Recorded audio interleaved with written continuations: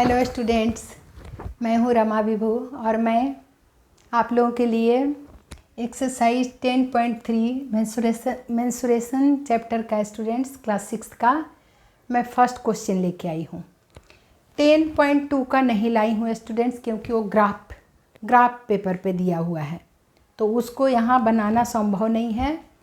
और मतलब ग्राफ पे ही आप समझ सकते हो, यहाँ इस ब्लैक बोर्ड पे मैं नहीं समझा सकती उसको बना के। फिगर बनाना बहुत ही मुश्किल है और उसको समझना आसान है। तो ठीक है स्टूडेंट्स, चलिए हम लोग एक्सरसाइज 10.3 का पहला सम देख लेते हैं। तो ये तो एरिया चैप्टर है स्टूडेंट्स। एरिया कहते किसे हैं, और सबसे पहले आपको एरिया का ही फिर डेफिनेशन बताती हूँ, उसके बाद हम सम देख लेते हैं। सम दिया है find the area of rectangles which sides are.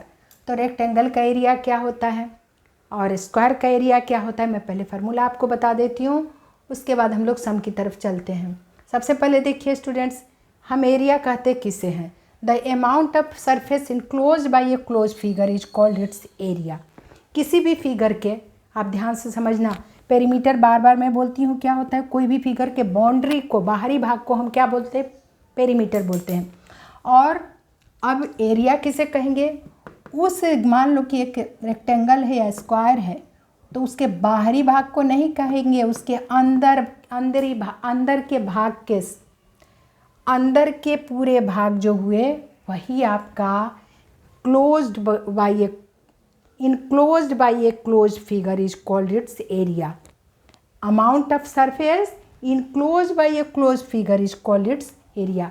किसी क्लोज फिगर के, मतलब क्लोज फिगर किसे कहेंगे, मतलब एक ऐसा फिगर जो मतलब फिगर के अंदर, मान लो कि रेक्टेंगल है तो रेक्टेंगल है तो उसके अंदर के भाग जितने हैं वो एरिया हुआ। स्क्वायर है उसके अंदर के भाग को, मतलब ऐसे फिगर जिसके बाउंड्री से जुड़ा हुआ, मतलब है बाउंड्री को आप क्या कहते थे, पेरीमीटर, लेकिन यहाँ बाउंड्री के अंदर के भाग, बाउंड्री ही तो हमारा वो बना देता है, क्या शेप दे देता है किसी भी फिगर का। किसी भी फिगर में मतलब स्क्वायर नाम दे दिए, रेक्टेंगल नाम दे दिए, ट्रायंगल नाम दे दिए, हेक्सागन, पेंटागन, जो भी फिगर का नाम दे देते हैं, तो उसके अंदर वाले भाग को आप पेरीमीटर, वो जो नाम दे रहे हैं, बाहरी भाग जो आउटर लाइन से जो फिगर बनाया, तो उसको पेरीमीटर कहते हैं। पेरीमीटर का हमने बहुत सम बना लिए। तो अब एरिया यानी उसके अंदर के भाग का एरिया निकाला जाता है स्टूडेंट्स।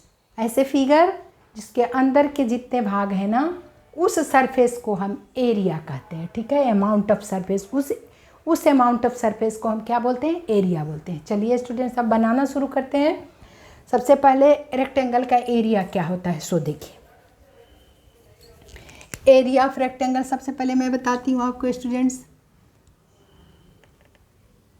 एरिया ऑफ रेक्टेंगल देखिए क्या होता है, और जब स्क्वायर बनाएंगे तो स्क्वायर का बताऊंगी। ठीक है स्टूडेंट्स, तो area of a rectangle, perimeter तो 2 × L + B होता था स्टूडेंट्स। आंसर मैं ए का देती हूँ। चलिए एक से शुरू करते हैं, जब स्क्वायर आएगा तब स्क्वायर का एरिया बताऊंगी। एरिया ऑफ रेक्टेंगल देखो स्टूडेंट्स क्या होता है, लेंथ इंटू ब्रेड्थ, बस लेंथ इंटू ब्रेड्थ। लेंथ और ब्रेड्थ होता है ना रेक्टेंगल में, आप देखे हो रेक्टेंगल हो, स्क्वायर में साइड्स होता है, तो उसमें हो जाएगा साइड का स्क्वायर। एरिया ऑफ स्क्वायर होगा साइड का स्क्वायर, साइड इंटू साइड। और एरिया ऑफ रेक्टेंगल क्या हो गया, लेंथ इंटू ब्रेड्थ। क्योंकि रेक्टेंगल देखिए, आपको फिगर से दिखा देती हूँ, ये रेक्टेंगल का साइड है ना, लेंथ है, ये लंबी वाली भाग लेंथ है, ये ब्रेड्थ है, ये लेंथ है, ये ब्रेड्थ है, ये इसको क्या बोलते हैं, लेंथ।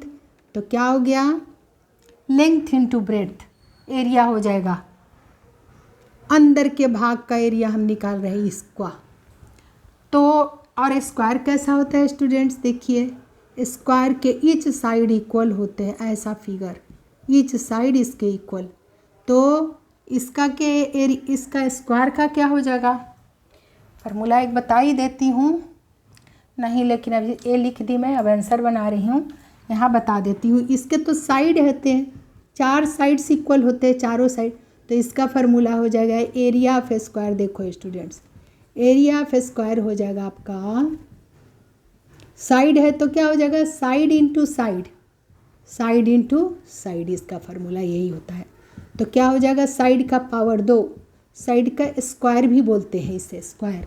और इसमें आंसर जो आता है, जिस यूनिट में दिया है सेंटीमीटर तो सेंटीमीटर का स्क्वायर लगेगा, मीटर है तो मीटर का स्क्वायर, यहाँ किलोमीटर तो किलोमीटर का पावर 2, ऐसे उसको स्क्वायर बोलते हैं। और आपका पेरीमीटर में सिर्फ आता था मीटर है तो मीटर, सेंटीमीटर तो सेंटीमीटर, पावर नहीं लगाते थे 2, यहाँ पर पावर 2 लगाएंगे। तो चलिए एरिया ऑफ रेक्टेंगल पहला काम बना लेते हैं, जिसका लेंथ 3 सेंटीमीटर है और ब्रेड्थ 4 मीटर है। लिख के नहीं बताया इन्होंने, लिखा whose sides are 3 centimetre and 4 centimetre. तो आपको समझना है whose sides are 3 centimetre and 4 centimetre, तो इसमें किसको लेंथ मानोगे, ब्रेड्थ किसको, बड़े वाले को लेंथ मानो और ब्रेड्थ छोटे वाले को। तो 4 हो जाएगा लेंथ और ब्रेड्थ क्या हो जाएगा 3, 4 3 जा 12 आया, और 12 सेंटीमीटर लिखा ना, तो सेंटीमीटर का पावर 2 लिखना आंसर, या और आप लिख सकते हो 12 स्क्वायर सेंटीमीटर, आपका जैसे मर्जी वैसे लिखिए। 12 स्क्वायर सेंटीमीटर लिखो या 12 सेंटीमीटर के पावर 2 लिखना, ठीक है स्टूडेंट्स। इसी तरह से बी बना लेते हैं। बी देखिए 12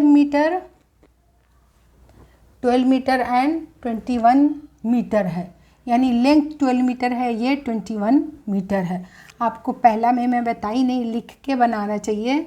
जैसे लिख दो आप कि लेंथ कितना है, ढूंढ के लिख दो लेंथ कितना, बड़ा वाला होगा, ये नहीं होगा, छोटे को पहले लिखा है। 21 को लिखो लेंथ, एंड ब्रेड्थ क्या हो जाएगा, 12 मीटर जो है वो ब्रेड्थ होगा, छोटा वाला ब्रेड्थ होगा ना, बड़ा वाला को बड़े वाले को हम क्या कहते हैं, length.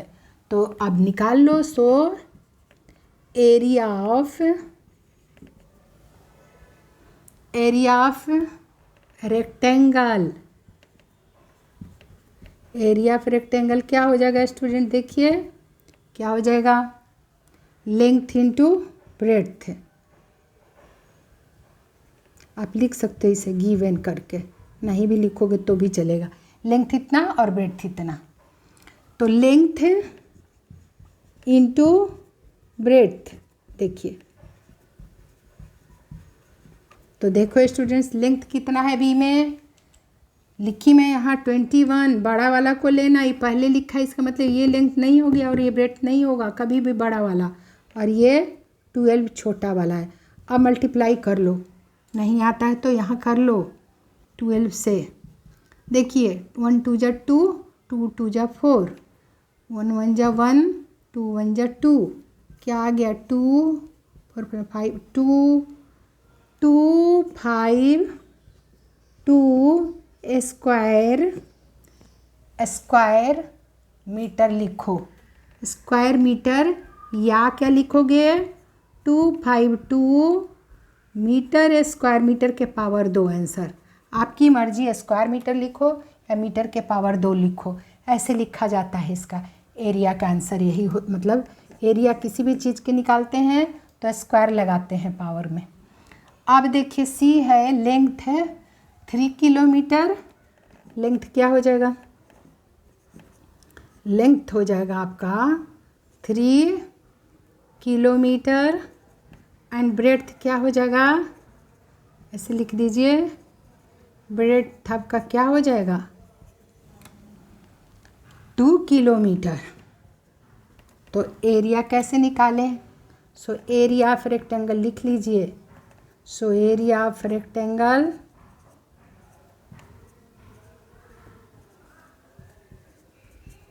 Length into breadth,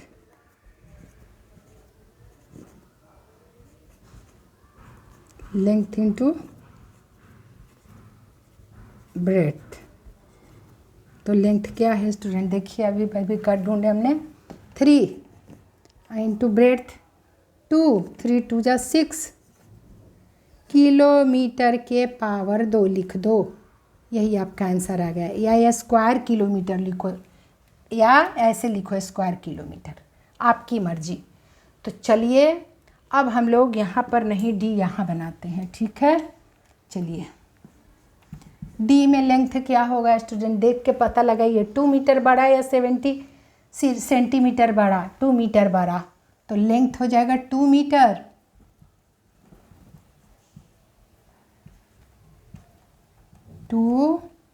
metre and breadth जो है 70 सेंटीमीटर है, 2 यूनिट में है तो नहीं बनेगा सम। क्या करना पड़ेगा आपको, 70 को 100 से डिवाइड कर दो। छोटी यूनिट को बड़े में कर रहे हो, अब मीटर में बन गया, ये भी मीटर ये भी मीटर। कैसे लिख लो, 1 मीटर में 100 सेंटीमीटर होता है, सेंटीमीटर छोटी यूनिट है, बड़े में बदले तो ऐसे लिखना पड़ेगा 100 सेंटीमीटर पहले और 1 मीटर इधर। तो 1 सेंटीमीटर का वैल्यू क्या होता है 1/100। इसीलिए हमने यहाँ पर क्या किया कि डिवाइड कर दिया, किसको, 70 को 100 से डिवाइड करते ही मीटर में बदल गया। तो ये क्या है, ब्रेड्थ है। तो देखिए स्टूडेंट्स, 1 पे 2 जीरो तो 2 अंक के बाद डेसिमल लगाओ, न्यूमरेटर में खुद ही 2 डिजिट है तो यहाँ लग गया, 0 पर लिख दो इतना मीटर, यानी 0.70 मीटर। 0.7 भी बोल सकते हो, 0 ना भी लिखो तो चलेगा, 0.7 भी बोल सकते हो। तो अब निकाल लो स्टूडेंट्स। सो एरिया निकालने में बड़ा ध्यान, अब डेसिमल का मल्टीप्लाई है तो बड़े ध्यान से करना, क्योंकि ये तो बड़े सिंपल थे। डेसिमल के मल्टीप्लाई आपको नहीं आता है तो मल्टीप्लाई करना पड़ेगा ना। क्या होता है, area of rectangle, area of rectangle क्या होता है, length into breadth, length into breadth. तो देखिए स्टूडेंट्स, लेंथ क्या है हमारा 2 मीटर है और ब्रेड्थ क्या है 0.7 मीटर है। 0 को नहीं लिख सकते हो तो ही चलेगा, 0.7 या 0 को भी हटा सकते हो, 0.7 जरूरी है लिखना, इतना मीटर। तो क्या हो जाएगा देखिए, मल्टीप्लाई करके देखते हैं। 0.7 को मल्टीप्लाई कर देते हैं 2 से। चलिए ज़्यादा डिजिट को ऊपर कर दीजिए अगर कन्फ्यूजन है तो। 7 2 जब 14 आया, देखिए 14 का 4 लिख दो यहाँ, कैरी 1। अब कैरी 1 तो कर दिए, देखिए दिख नहीं रहा है, 14 है तो कैरी 1 यहीं पर मत लिखो, खिचड़ी पक जाएगी, है ना। 7 2 जब 14 आया ना स्टूडेंट, तो 14 का 4 लिख दिया, कैरी 1, यहाँ 14 लिखती हूँ, ये कैरी 1। तो 0 को किसी भी नंबर से मल्टीप्लाई करते हैं तो 0 ही आता है। अभी डेसिमल नहीं लगाएंगे, जब मल्टीप्लाई कर लेंगे तब लगेगा।